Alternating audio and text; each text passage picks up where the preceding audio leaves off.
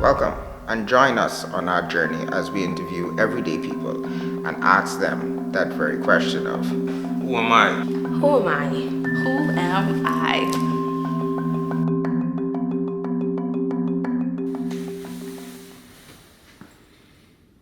Who am I? My name is Collie. I am 30 years old and I am from Freeport, Bahamas. I am currently a digital media specialist at Lifestyles Digital Media Group, and I'm also a member of the illustrious First Bahamas branch of Toastmasters, Club 1600.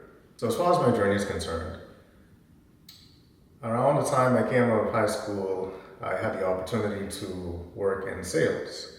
Now at this company, they had a media department as well, and I became a little bit intrigued, but I wasn't too sure if I was ready to take that leap and really put myself in that uncomfortable situation of learning that. So the opportunity had arisen, and the current leader of the media department had left, and had left a vacuum in the company. So I took the opportunity, I spoke with the CEO of the company at the time, and I said, listen, give me the opportunity and I'll demonstrate my effectiveness and my usefulness in the company so I can transition into the media department.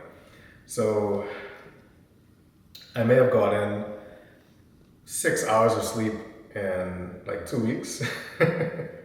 And I was just hammering down on learning everything that I possibly could have, because he gave me a very strict timetable, and everything that I was able to produce in that short amount of time, he saw that my drive was there, my passion was there, that ambition was there. And I discovered that passion that I had for media, content creation, photography, videography, and everything that encompasses that. And it's just been history from there. The advice that I would give to anybody that's looking to get started in the industry: don't be afraid to make a mistake. Just get out there, do the work, and shoot it. It doesn't have to be perfect. Everybody thinks that you buy a camera and you have to have the perfect result every single time. But that is an allegory for life as well, because it doesn't have to be perfect as long as you give your best effort every time. It's very crucial, especially in this industry, that you tighten up, that you fine-tune everything that you have to do behind the scenes. Because the most important part, before you get out onto, for example, a basketball player, he doesn't train on game day. He's practicing behind the scenes to train for game day. And when it's go time, you have to be ready. So it's crucial that you practice behind the scenes, as I would have said, so that when it's time for showtime, you can show up as your best self for the client, for yourself, and anybody that views that content, because that is the way that you communicate with people.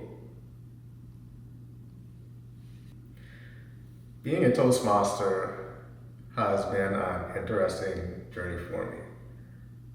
The pros are that you become a more effective speaker, a better communicator, a great leader through standing on the backs of the giants of the past presidents and all of the other members of the club.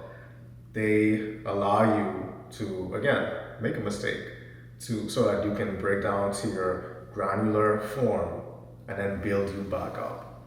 The Toastmasters sets a foundation for you to become your best self.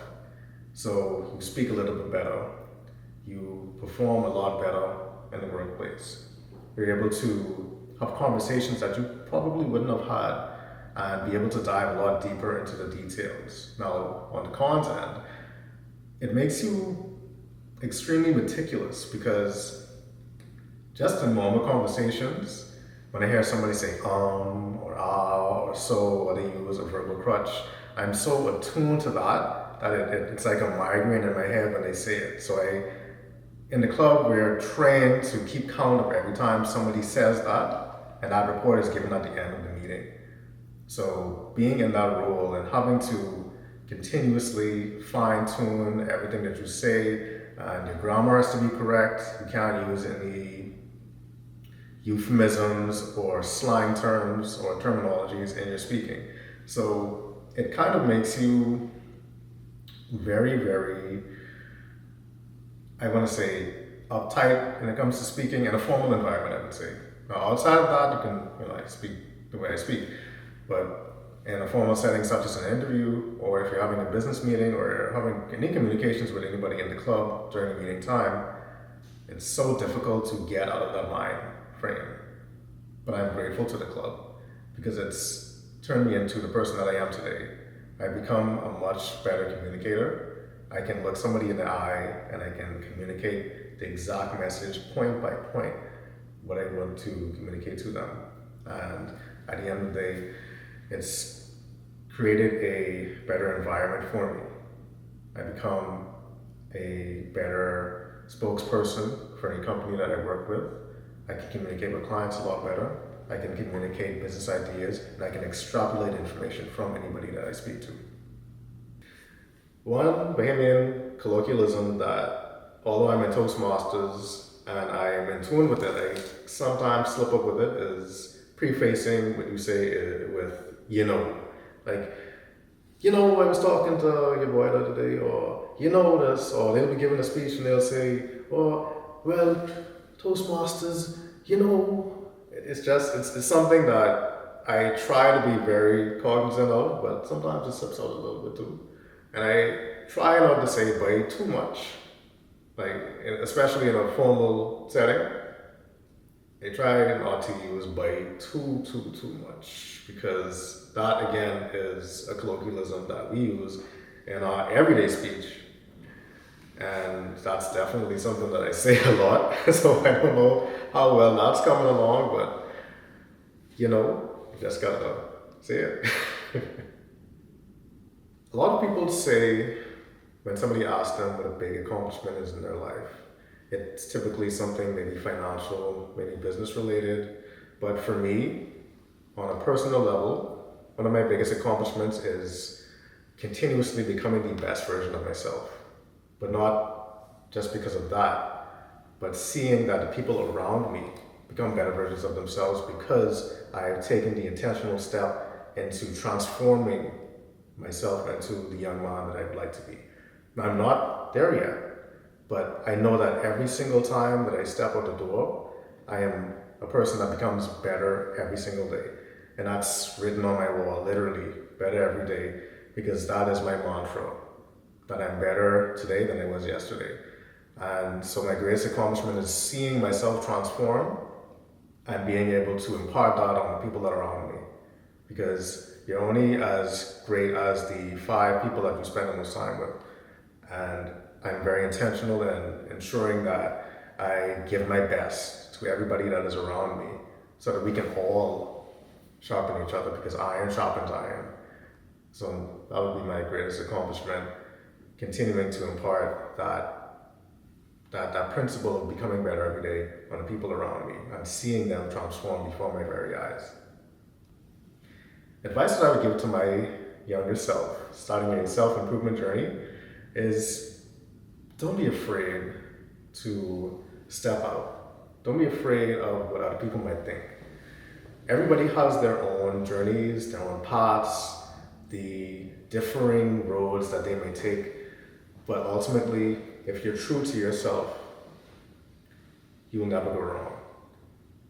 Everything that you do, every action that you take every single day is a culmination of the person that you're going to become at the end of that. Take that journey step by step, day by day, second by second, and you count those little wins along the way. Don't look at it as this is the goal here and this is the goal there, and then you only focus on what happens on the end of that. Focus on the little steps that you take to ultimately arrive at that destination. Because if you don't, you'll find that you don't feel like you've made that progress. You're going to count every little thing as a mistake, and then you're going to backtrack and then end up right back where you started. So continue to move forward, to progress, and count every win. Because every time you make progress toward that final destination, you're winning.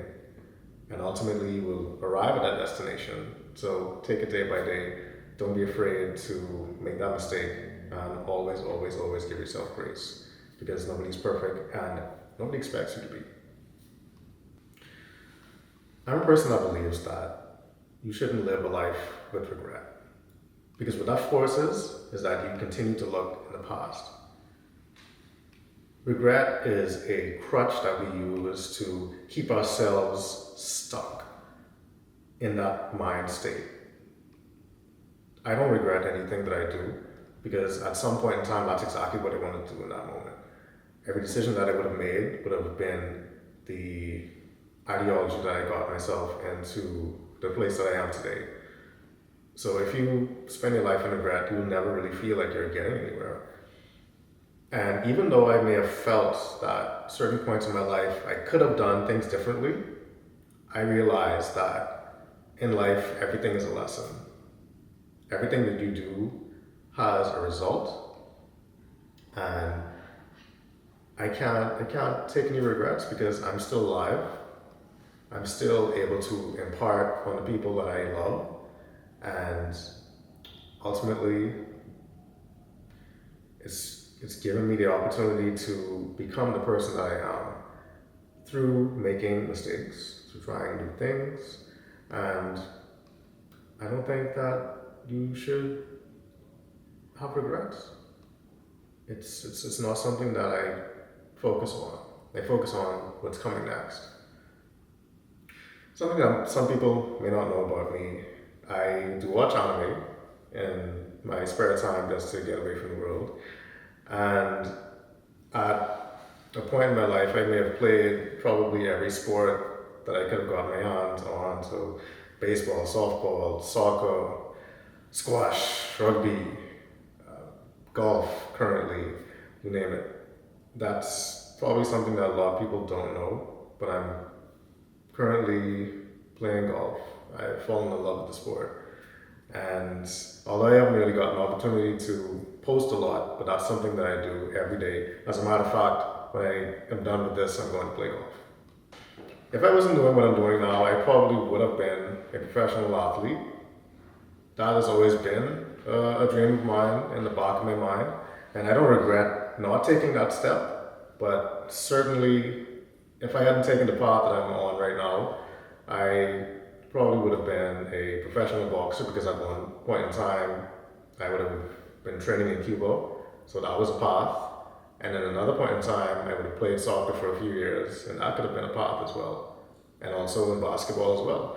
So I certainly believe that if I wasn't a digital media professional, I'd probably be a professional athlete. An unpopular opinion, one, pineapple tart is the best tart. Pineapple does belong on pizza.